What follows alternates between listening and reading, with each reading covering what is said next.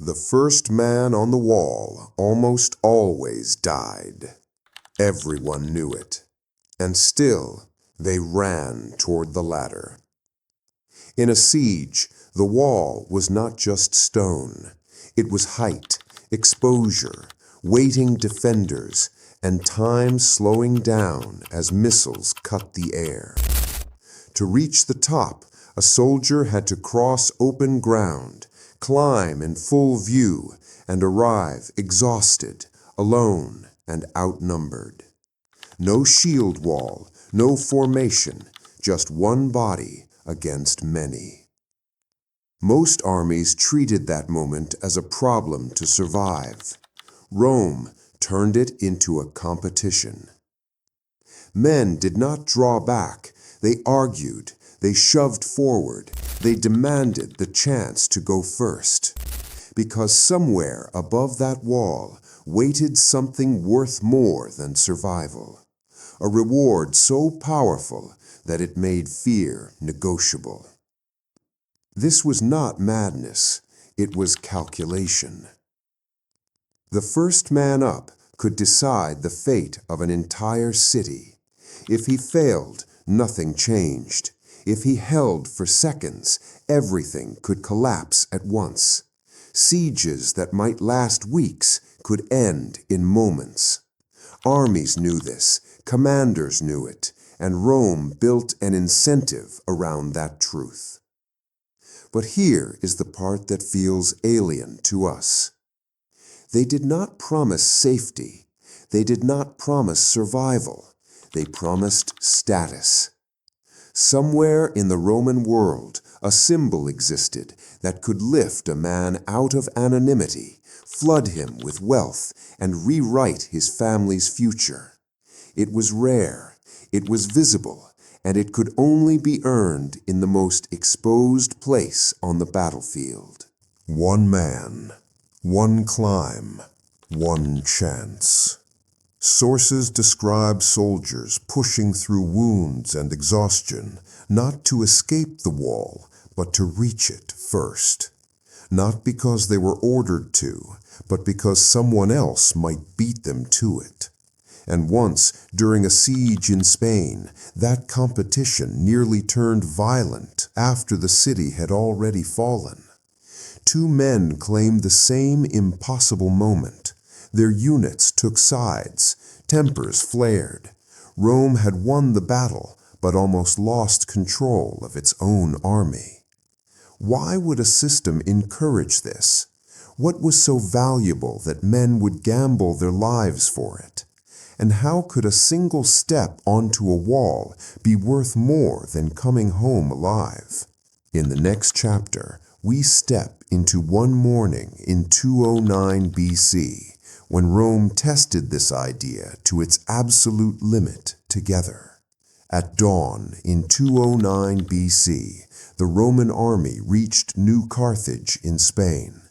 The city was fortified, supplied, and confident. Scipio Africanus did not wait.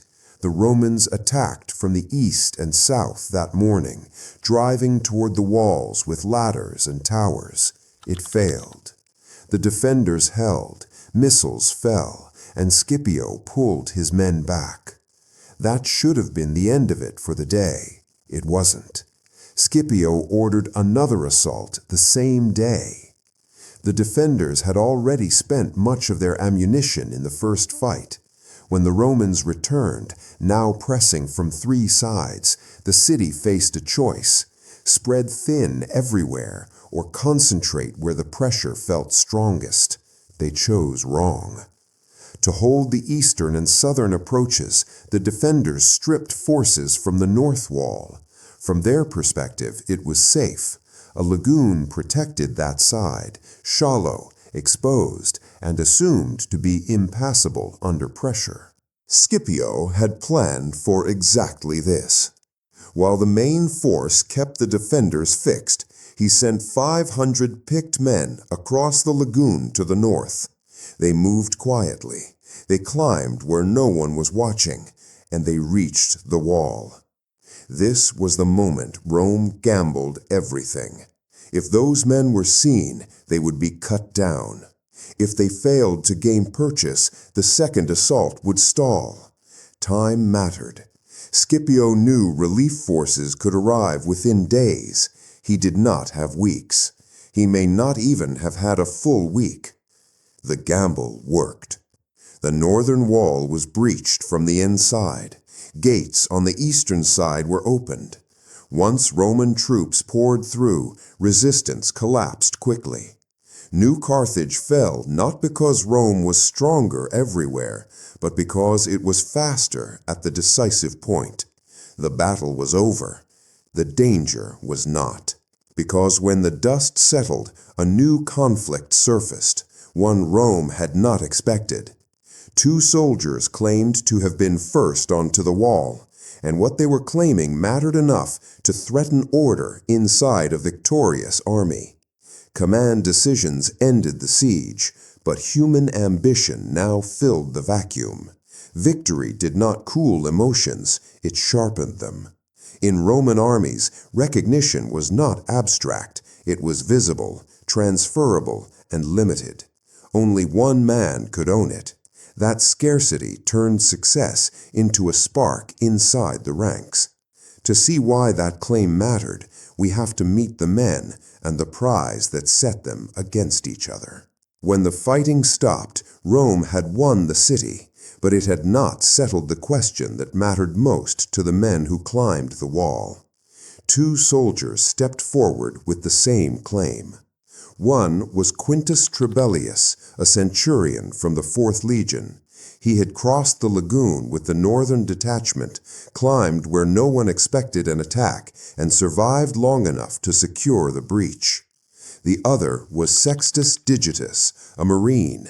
He had attacked from the south, advancing from the galleys under fire, and reached the wall from a completely different direction.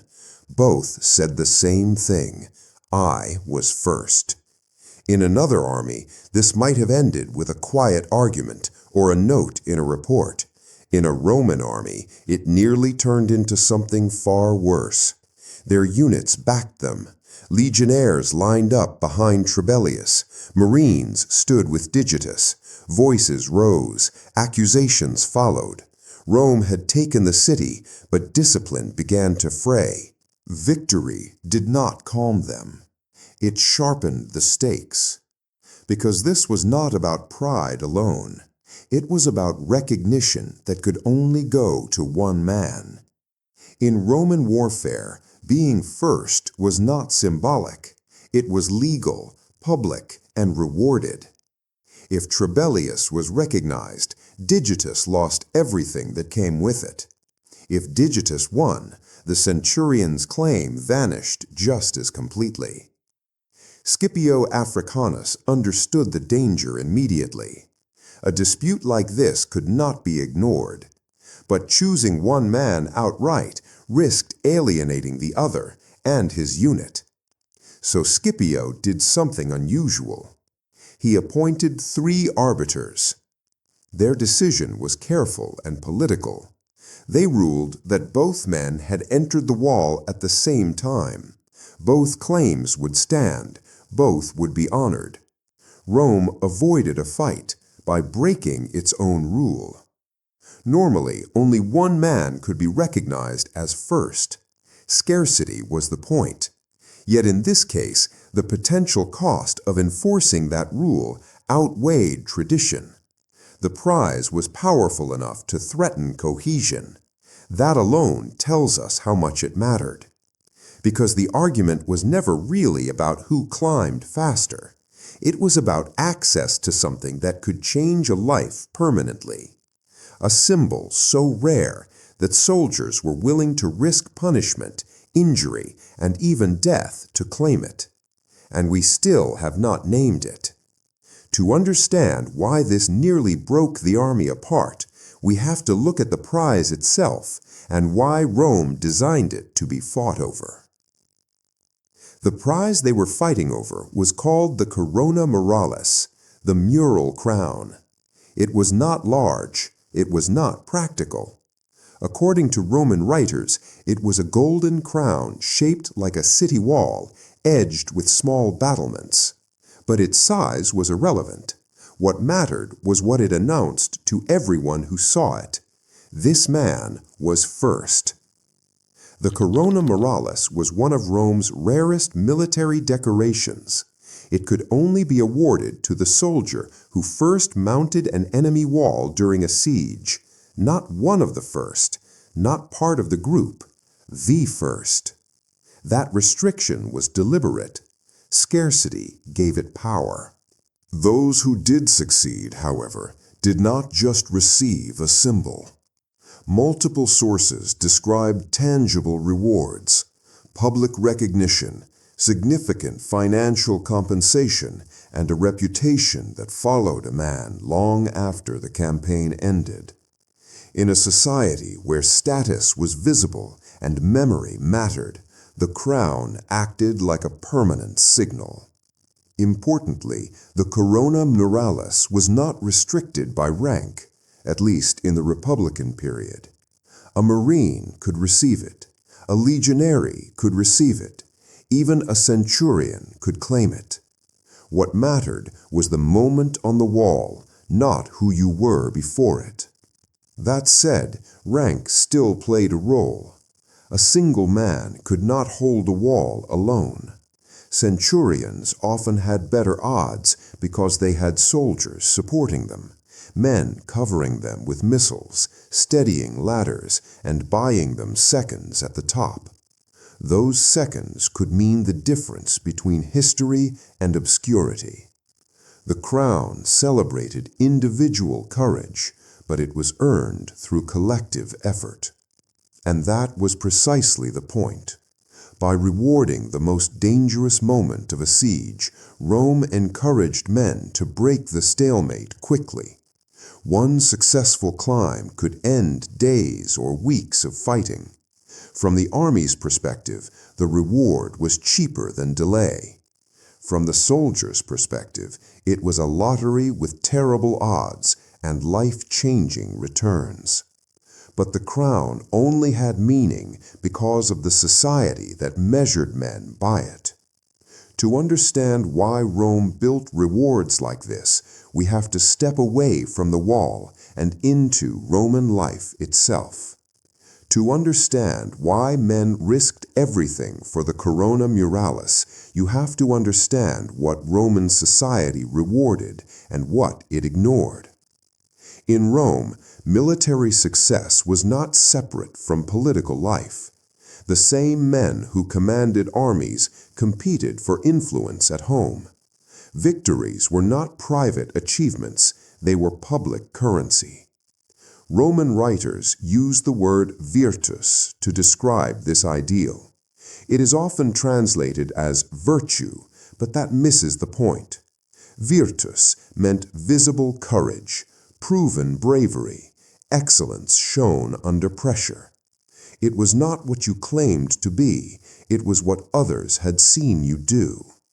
For an ambitious Roman, especially one from a rising family, this mattered more than wealth alone. Military decorations were proof. They could be worn, displayed, remembered. They turned a moment on a battlefield into long-term advantage. This is why the corona muralis carried so much weight. It did not just say that a man had fought well. It said he had stood alone at the most dangerous point of the battle and changed the outcome. That kind of story followed a man everywhere. Roman sources describe how such achievements helped open doors to patronage, to office, and to influence. One climb could echo for decades. The benefits did not stop with the individual.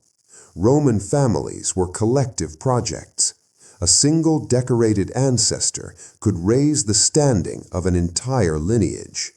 Later generations inherited the reputation, even if they had never faced a wall themselves. The family of Quintus Trebellius offers a clear example. Before the siege of New Carthage, the gens Trebellia is barely visible in the historical record. Afterward, the name appears again and again.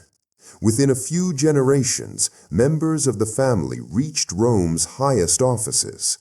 Sources report that Marcus Trebellius Maximus was elected consul in 55 AD. That rise did not begin with a speech or a law. It began on a wall. From Rome's perspective, this was efficient. By tying status to extreme risk, the system pushed its most motivated men to solve the army's hardest problems. The state paid out once, but it saved time, money, and lives across prolonged sieges. The danger was real, but so was the incentive. This is why the gamble felt rational. Death was possible, but obscurity was guaranteed without action. In a world where honor shaped opportunity, standing still carried its own cost. And yet, this logic did not last forever. As warfare changed, Rome and later societies began to question whether individual heroics were worth the risk. By the Middle Ages, the logic of the wall had not disappeared, it had changed shape. Chroniclers describe knights rewarded for being first through breaches or gates, sometimes elevated into the warrior elite afterward. The language was different, the titles had changed, but the idea remained familiar.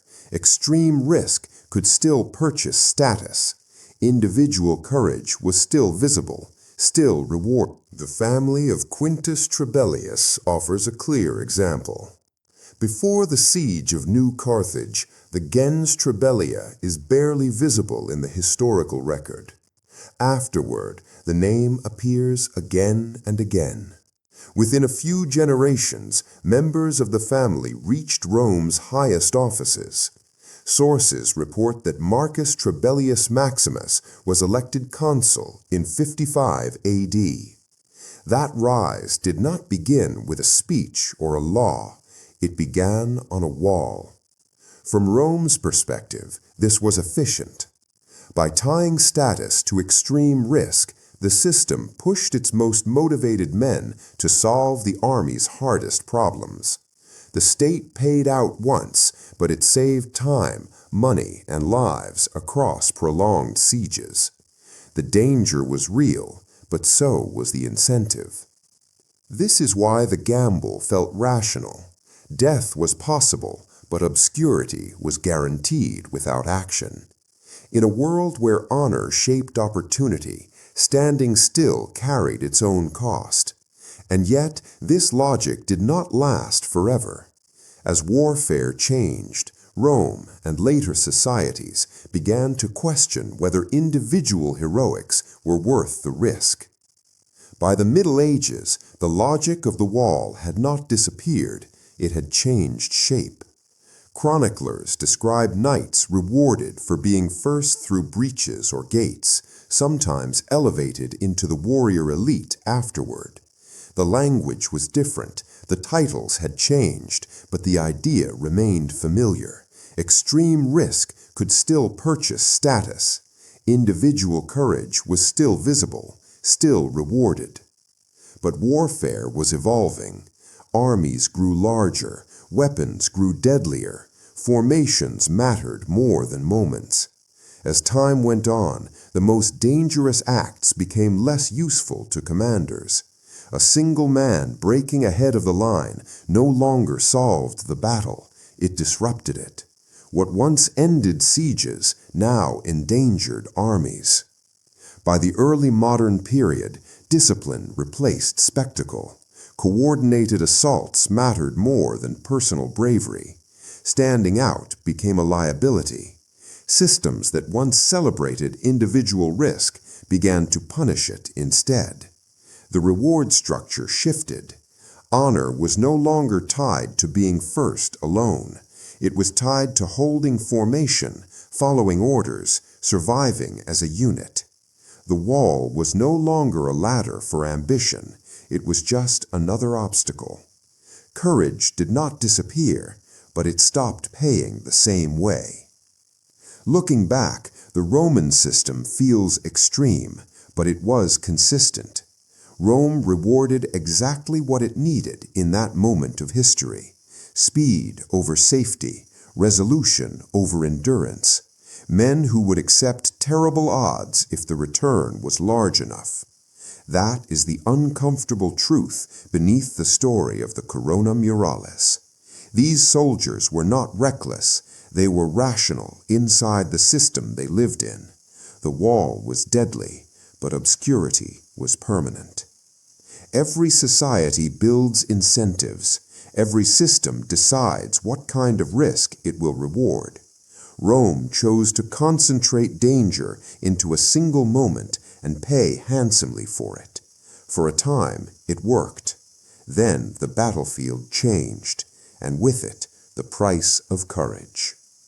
If you want to understand why people still take extreme risks for recognition today, look first at what their world rewards.